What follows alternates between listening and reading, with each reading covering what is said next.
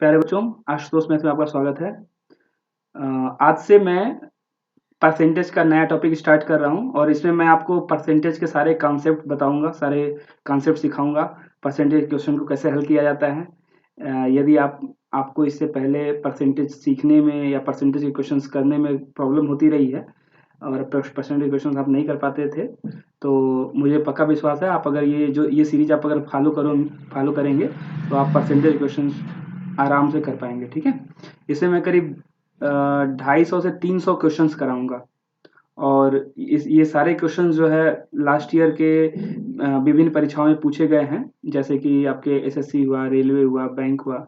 तो miscellaneous questions है और ये क्वेश्चंस के बहुत ही अच्छे सेट मैं ले रहा हूँ और अगर आपने इसकी प्रैक्टिस कर ली तो आपका परसेंटेज का कमांड हो जाएगा, परसेंटेज के ऊपर कमांड हो जाएगा और आपको क्वेश्चंस को सॉल्व करने में कभी कोई प्रॉब्लम नहीं आएगी। समझ में आया?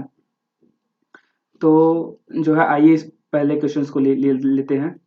इसमें लिखा हुआ है ए का यदि ए का 15% बी के 20% के बराबर है तो बताइए कि ए का 25% बी के कितने प्रतिशत के बराबर होगा। इसको आइए सॉल्व करते हैं। क्या लिखा है? ए का 15% बराबर है बी के 20% के। ठीक है, उसके बाद बोल रहा है कि यदि ए का 25% जो है बी के कितने प्रतिशत के, ए का 25% बी के कितने प्रतिशत के बराबर है, ये आपको निकालना है। ठीक है, ऐसे क्वेश्चंस को हल करने के लिए आपको बस क्रॉस मल्टीप्लिकेशन कर लेना है, ये आपका क्वेश्चन सॉल्व हो जाएगा।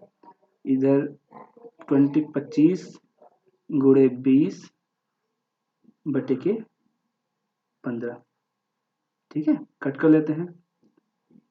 5 3 15, 5 चौके 20, कितना हो गया? 25 चौके 100 बटे के 3। ठीक है, आपका उत्तर क्या आएगा? 33 सही 1 बटे के 3%। ठीक है, 33 सही 1 बटे के 3%। ठीक है, या तो 33.33। ये आपका रहा पहला क्वेश्चन। आइए क्वेश्चन नंबर 2 पे चलते हैं। तो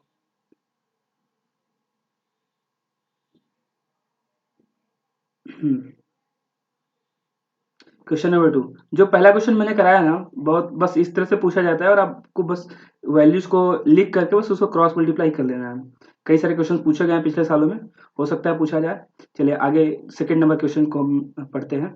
लिखा है एक व्यक्ति की सैलरी 7200 से बढ़कर 8100 रुपये हो जाती है, मतलब 72,200 से लेके बढ़कर 8100 हो जाती है।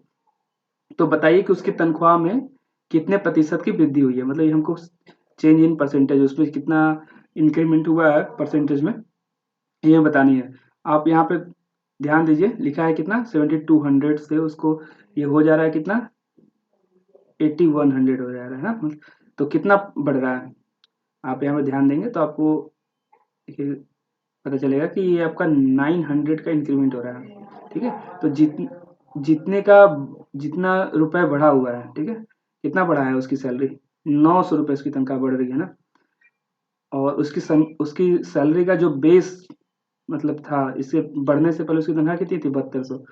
तो जितना बढ़ा है वो आप न्यूमरेटर में लिखेंगे और मतलब जो आपका उसका बेस जो सैलरी था उसको आप बेस में रखेंगे। और परसेंटेज निकालने के लिए आपको पता है कि हमको क्या करना पड़ता है? 100 से मल्टीप्लाई करना पड़ता है। इसको हम 0 से 2 0 से दोनों 0 कट कर देते हैं। 9 8 जा 72 हो जाएगा। 100/8 इसको आप डिवाइड करेंगे, आपका आ जाएगा 12 सही 1 बटे के 2%। ठीक है, ये इसका हल हो गया। बहुत आसान से क्वेश्चन है। ठीक है, आइए अगले क्वेश्चन पे चलते हैं। अगला क्वेश्चन है, राम की सैलरी मोहन की सैलरी से 20% कम है, तब मोहन की सैलरी राम की सैलरी से कितने प्रतिशत ज़्यादा है। ऐसे क्वेश्चंस को हम इस तरह से सॉल्व करते हैं, बहुत आसान क्वेश्चंस होते हैं। ठीक है, ये है राम की सैलरी और बोल रहा है मोहन की सैलरी। दो व्यक्ति हैं, राम और मोहन। राम की सैलरी बोल रहा है मोहन की सैलरी से 20% कम है। राम की सैलरी कम है मोहन की सैलरी से, मतलब अगर मोहन की सैलरी को अगर हम यदि 100 मान लें, तो राम की सैलरी अगर मोहन से 20% कम है। देखिए, अगर हम 100 एज्यूम करते हैं, ठीक है, तो अगर 100 पे हम 20% कम बोला जाए, 20% ज़्यादा बोला जाए, 50% कम बोला जाए, 50% ज़्यादा, मतलब परसेंटेज में जो है कोई भी वैल्यू, ठीक है, अगर 100 में हम 100 अगर उसको एज्यूम किया है, तो परसेंटेज में जितना कम बोला जाए या जितना ज़्यादा बोला जाए, जितना परसेंट बोला जाए उतना ही वैल्यू हो जाता है। तो अगर बोल रहा है सैलरी राम की जो है 20% कम है ना, सैलरी राम की 20% कम है, तो राम की सैलरी 100 से 20 कम हो जाएगी। राम की सैलरी कितनी हो जाएगी? 80, मतलब 20% कम है तो इससे 20 कम है। अगर 100 हमने माना है तो 100 का जितना परसेंट बोला जाए उतना परसेंट ही उतना होता है। ठीक है, राम की सैलरी मोहन से 20% कम है तो राम की सैलरी हो जाएगी 80। और तब मोहन की सैलरी राम से कितने पैसे ज्यादा है? अब देखिए, राम की सैलरी 80 है और मोहन की है कितनी? 100। कितनी ज्यादा है भाई? 20 ज्यादा है ना। तो जितनी ज्यादा है हमें न्यूमरेटर में लिखना है। डिनोमिनेटर में जो उसकी राम की जो सैलरी है, अगर ज्यादा पूछा जाए, ठीक है, तो जो जिससे ज्यादा है वो लिखेंगे, नीचे क्या रखेंगे? राम की सैलरी। राम की सैलरी कितनी है? 80 इंटू 100। ठीक है, कट कर लेते हैं। 24 या 80 हो गया, और 4 से कट करेंगे 100 को, 25 टाइम्स में कट जाएगा। ठीक है, तो इसका मतलब कि इसकी सैलरी कितनी ज़्यादा है? 25% ज़्यादा है ना। ये आपका हल हो गया इस क्वेश्चन का। आइए हम नेक्स्ट क्वेश्चन पे चलते हैं। इसका जो है आंसर हो गया। क्वेश्चन नंबर 4 लिखा है, चीनी के मूल्य में 25% की वृद्धि होती है। चीनी की खपत कितने प्रतिशत कम की जाए ताकि उस पर होने वाला खर्चा पहले जितना ही रहे। चीनी के मूल्य में 25% की वृद्धि होती है। ये इस क्वेश्चन को तो जो है कि आप बहुत आसानी से इस तरीके से लगा सकते हैं। मान लीजिए, ऐसे मान लेते हैं चीनी की मूल्य जो है 100 है, ठीक है, 25% की वृद्धि हो रही है, 25% का इंक्रीमेंट हो जा रहा है, तो कितना हो जाएगा ये? 125। बस आप क्वेश्चन को हमें सॉल्व करना है, तरीका आप कोई भी लगा रहे हो, इसे हमें क्विकली सॉल्व करना है। तो बस ये समझिए, इस 100 से 25% बढ़ रहा है तो कितना हो जाएगा? 25, 125। और 125 से फिर हमको अगर 100 जाना है, फिर से इसको कम करना है, तो कितना हमें घटाना पड़ेगा? 25 घटाना पड़ेगा। कितने में से? 125 में से। 125 को आप बेस में रखिए, इंटू 100 करके निकाल दीजिए, क्वेश्चन का हल सॉल्व कर लीजिए। 25 एकम 25, 25 पंजे 125, 5 से काटेंगे, ये आपका आ जाएगा ऊपर 20। इसका मतलब यदि चीनी का मूल्य 25% बढ़ जाता है, तो चीनी के मूल्य में 20% की कमी कर दी जाए, तो उसका खर्चा जो है चीनी की खपत में, सॉरी मूल्य नहीं, चीनी की खपत में अगर 20% की कमी कर दी जाए, तो उसको उस पर होने वाला जो खर्चा है पहले जितना ही रहेगा। हमको आप जो है कि करना क्या है, मैंने आपको बताया 25% बढ़ा रहा है, तो 100 से हमने मान लिया कि 125 हो रहा है। और अगर बोल रहा है कि खपत वाली, अगर इस तरह का क्वेश्चन, बहुत सारे क्वेश्चन आता है, ठीक है, इस तरह का क्वेश्चन बोले तो बस आप ये एज्यूम करेंगे कि 100 से 125 हो रहा है, और हमें 125 से फिर 100 करना है। क्या करना है, दोबारा बता दे रहा हूँ मैं, 125 से फिर 100 करना है, तो हमें कितना कम करना पड़ेगा? 125 को 100 बनाने के लिए 25 कम करना पड़ेगा। कितने से? 125 से। नीचे आप 125 लिए, ठीक, 100 आपका इंटू 100 करेंगे, आपका आ जाएगा कितना? 20%। यही इस क्वेश्चन का हल होगा। 20% जो है इसका आंसर होगा। आइए नेक्स्ट क्वेश्चन पे चलते हैं।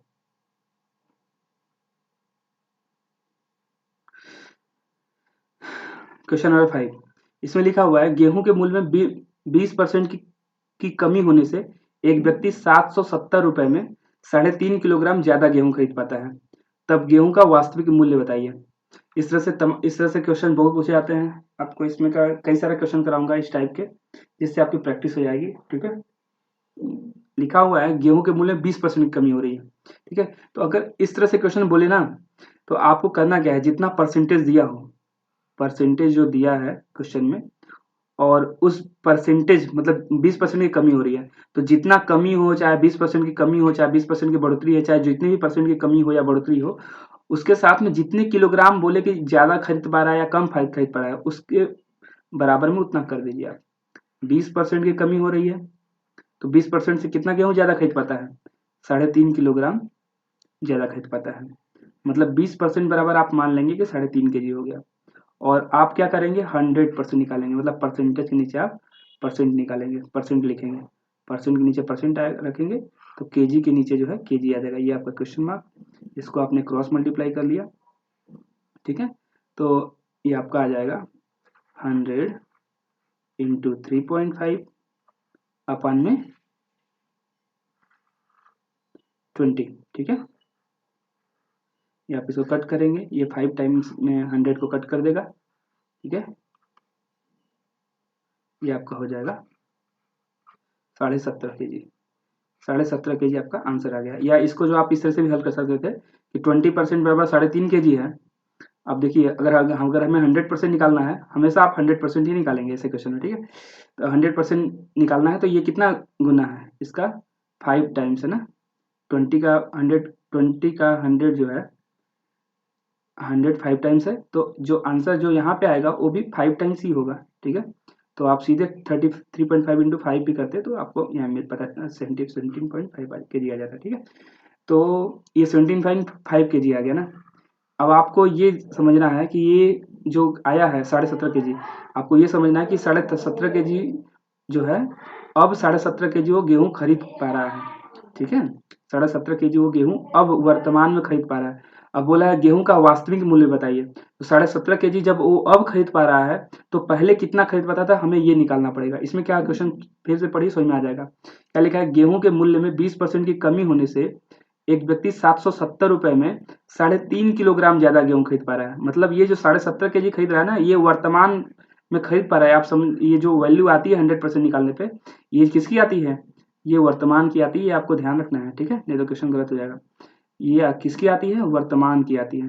ठीक है ना, ये वर्तमान का है। अगर वर्तमान में वो 17.5 kg खरीद पा रहा है, तो बोल रहा है कि 3.5 किलोग्राम ज्यादा खरीद पा रहा है। तो अगर हमें बोला है वास्तविक मूल्य बताइए, मतलब पहले का मूल्य बताइए, वर्तमान मूल्य पूछता तब तो हम आसानी से कर लेते, मतलब कि जितना वैल्यू दिया है 770 दिया है, 717 में डिवाइड करते 17.5 से आपका आंसर आ जाता।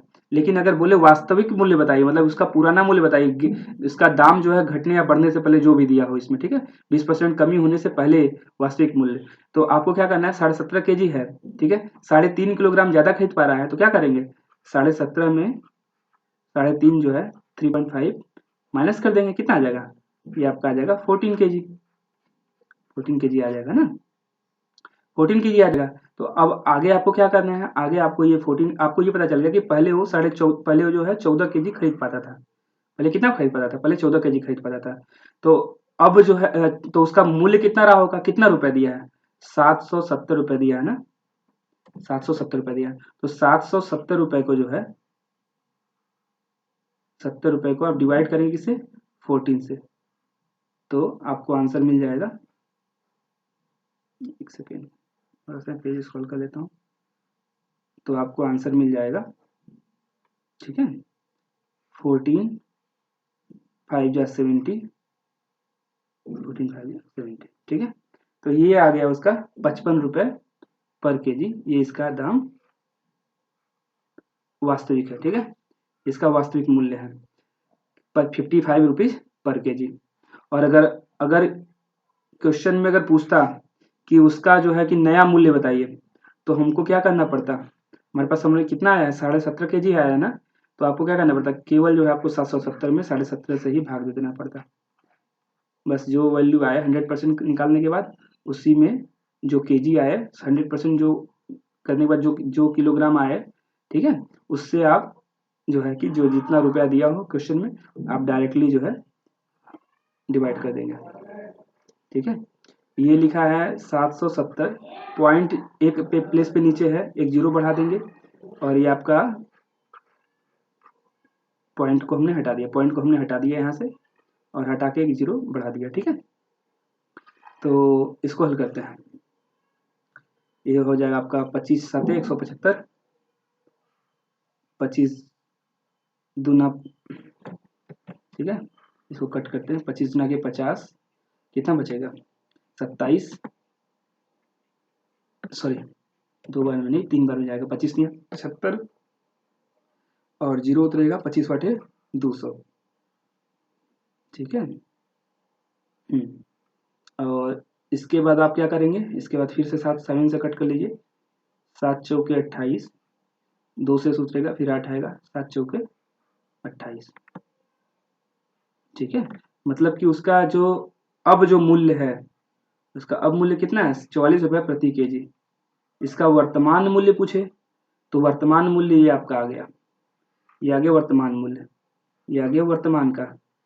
ठीक है, ये आ गया वर्तमान कीमत। ठीक है, अगर क्वेश्चन में वर्तमान कीमत पूछा होता तो उसका मूल्य क्या होता, ये होता, ये होता। ठीक है, लेकिन वर्तमान नहीं पूछा है, वो पूछा है कि इसका वास्तविक मूल्य बताइए, तो आपका ये 55 रुपये प्रति केजी यही आंसर होगा। ठीक है,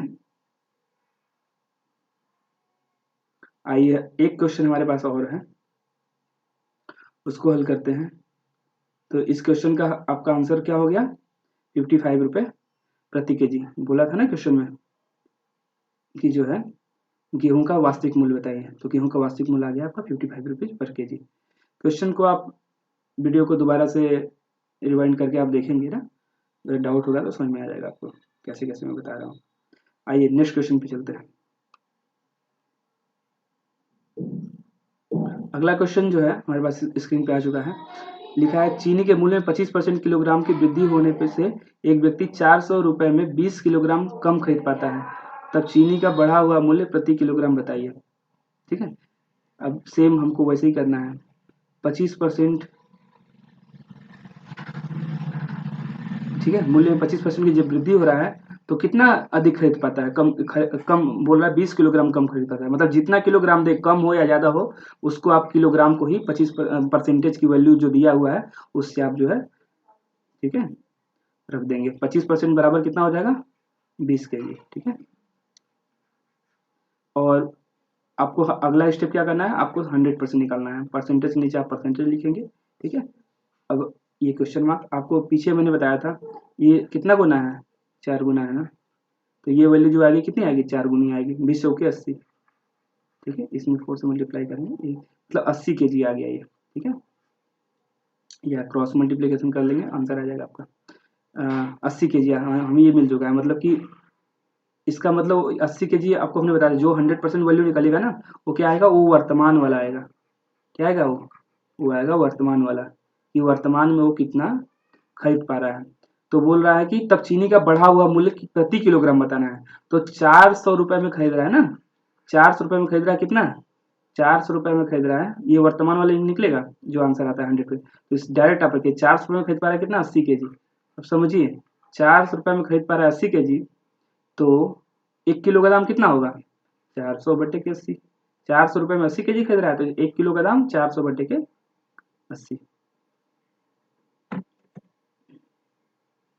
एक सेकेंड, 400 बटे के 80, इसको आप कट कर लीजिए और 8 पंजे 40, कितना आ जाएगा 5 रुपए प्रति केजी। यही इस क्वेश्चन का आंसर हो गया। ठीक है, अगर इसी क्वेश्चन में मैं दोबारा आपको थोड़ा सा आपके समझने के लिए बता देता हूँ, इसी क्वेश्चन में अगर ये पूछ दिया होता, ठीक है, इस क्वेश्चन में अगर ये पूछ दिया होता कि इसका पुराना मूल्य बताइए, तो हमने आपको यहाँ पे क्या निकाल लिया, हमने निकाल लिया 80 केजी वर्तमान में, तो पहले कितना खरीदता था 20, बोला कि 20 किलो कम खरीद पाता है, जब 20 किलो कम खरीद पाता है तो पहले जो है 20 किलो ज्यादा खरीदता रहा होगा, इसका मतलब वर्तमान में अगर 80 केजी खरीद पा रहा है तो पहले जो है खरीद पाता रहा होगा कितना 100 केजी खरीद पाता रहा होगा, 20 जोड़ देंगे, सॉरी 100 केजी, अभी 100 केजी पहले खरीद पाता रहा होगा, तो पहले का उसका मूल्य कितना होगा 400 से आपको सीधे जो है 400 से 100 को डिवाइड कर देना है। तो कितना आ जाएगा, इसका मतलब कि आपका आ गया 4 रुपये प्रति के जी। उसका दाम जो है बढ़ गया ना, तो पहले चीनी का मूल्य कितना था, 400 रुपये प्रति के जी। वास्तविक मूल्य पूछे तो 4 रुपये प्रति के जी, वर्तमान पूछा है तो कितना होगा, 5 रुपये प्रति के जी। वर्तमान कैसे निकलेगा आपको हमने बता दिया।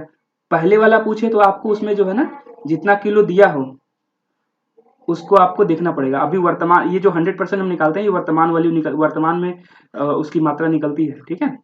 तो अभी वर्तमान में 80 किलो खरीद पा रहा है, पहले बोला कि 20 किलोग्राम, अब 20 किलोग्राम कम खरीद पाता है, 20 किलोग्राम कम खरीद पाता है, तो इसका मतलब कि पहले 20 किलोग्राम ज़्यादा खरीद पाता होगा, इसलिए हमने जो है कि 80 में 20 जोड़ दिया, ठीक है। तो आ गया 100 के जी, 400 में 100 से भाग दिया, आ गया 4 रुपये प्रति के जी।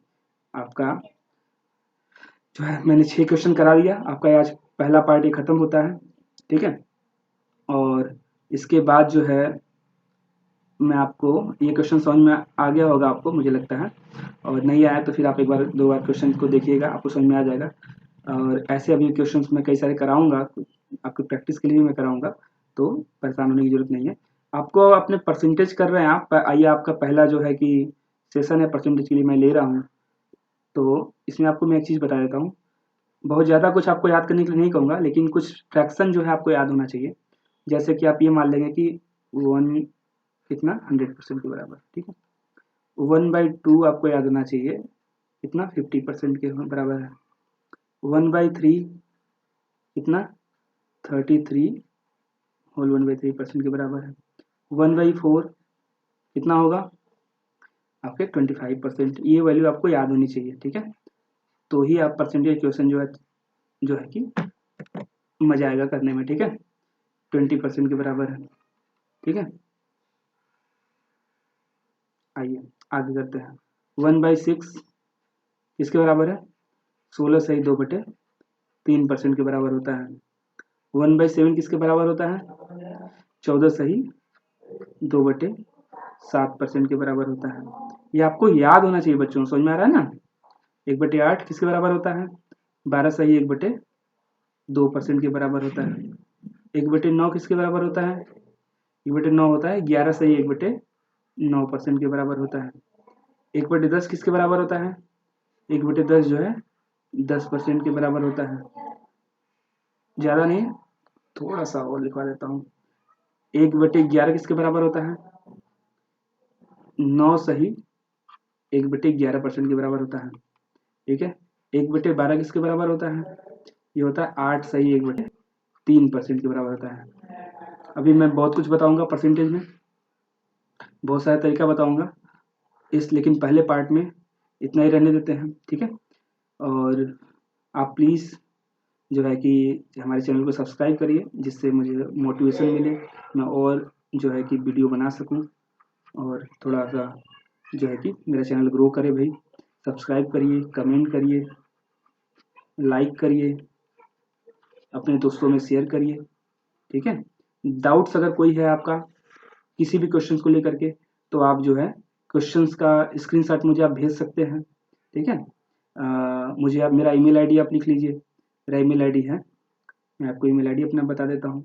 मेरी इस ईमेल आईडी पे अपना जो है कि आप अपना क्वेश्चन का स्क्रीनशॉट भेजेंगे ना, तो मैं उसको हल कर दूंगा, और हल करके आपको वीडियो बना के डाल दूंगा। ईमेल आईडी है, साफ साफ लिख देता हूँ, ईमेल आईडी मेरा है, वो है आशुतोष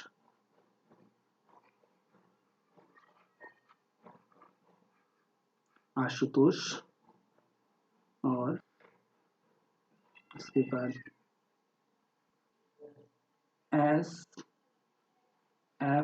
ठीक है, आशुतोष SFS@gmail.com, ये मेरी ईमेल आईडी है।